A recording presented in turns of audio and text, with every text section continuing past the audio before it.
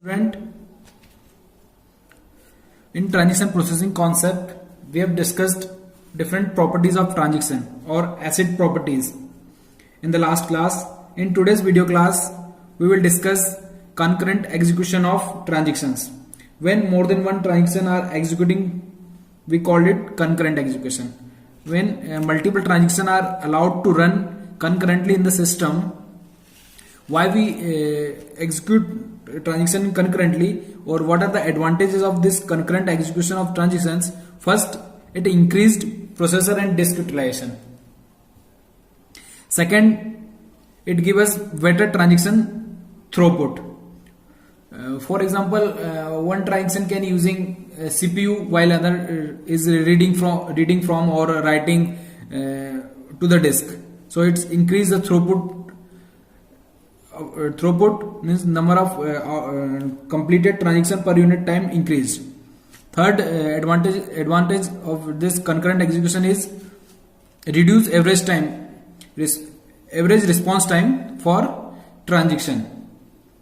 Suppose it gives the chance to shorter transaction complete first behind the long transaction.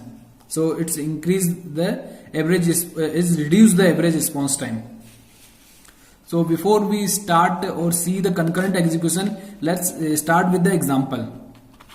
Here I mentioned two examples of transaction. Transaction T1 is in a transfer fund from account A to account B.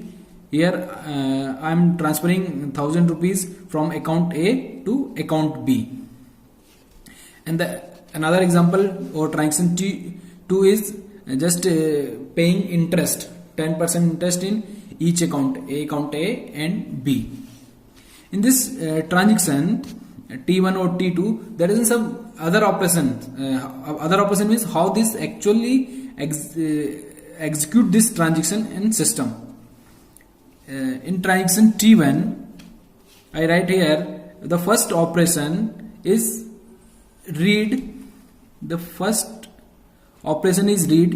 It will read the value of A, means what is the current balance of current balance in account A. Then it will subtract 1000 rupees from account A and write. Then it will write the new changed value of A, means it will subtract 1000 rupees from your account and then write. Then the next operation is read B. It will read the B and add that 1000 rupees into B, and next then it will write. So there is a series of operations. Operation O11 is the first operation of first transaction. O12 means it is the second operation of transaction 1. O13 means operation third of transaction 1. So there is a series of operation execute when a transaction is execute.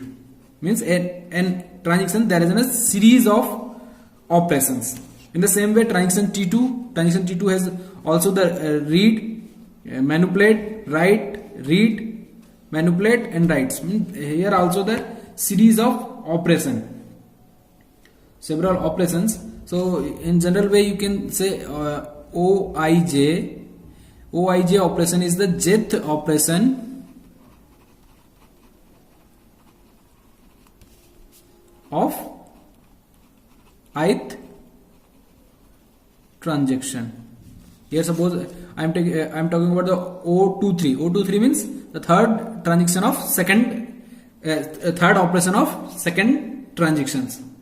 So as you can see here, operation or O11, O12, O13 up to O16 are set of operation or sequence of operation constituting transaction T1. Here also in transaction T2, operation 21, operation 22 or O23 up to O6 is constituting a transaction T2, means there is a set of operation or sequence of operation which is constituting transaction T2. Now in concurrent execution of transaction, this operation may be interleaved. May be interleaved means suppose T1 and T2 are two transactions executing concurrently or simultaneously. Then any of this transaction with interleaved with other operations means suppose in your execution this transaction execute first, then this transaction execute, then this transaction execute means first two operation of first transaction execute, then this operation execute, then next one operation execute the transaction 1, then next two transaction of transaction 2 execute, then several operation of this transaction 1 execute, then the other transaction execute. Means this operation of transaction T1 and T2 may be interleaved. Now it is possible for this operation to get interleaved in the sense that it is possible operation of these transactions to execute in interleaved fashion. Now when this get executed in interleaved fashion, we basically call a schedule.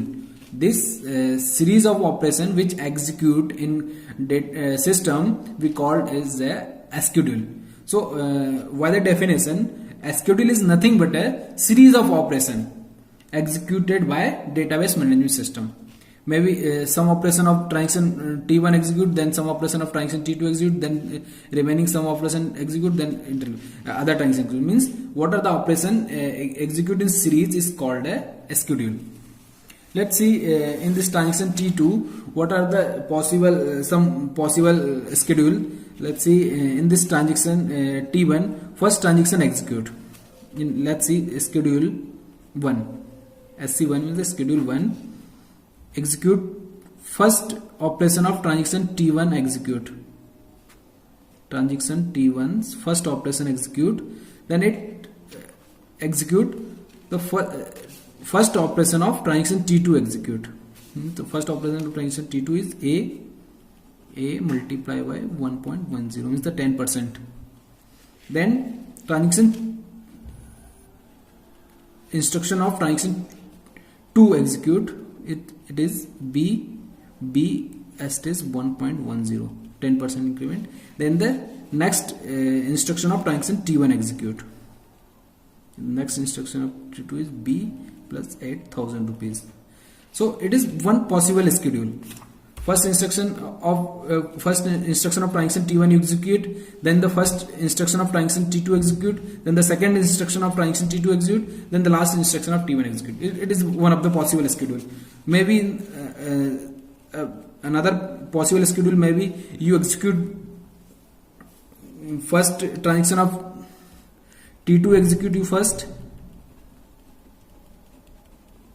then you execute transaction T1's first operation, then you execute transaction T2's next instruction is B into B stage 1.0, then you execute the last instruction of transaction T1 which is B plus 1000. So this is one possible schedule. So the meaning of a schedule here is just series of operation as executed by database management system. So this is about a schedule.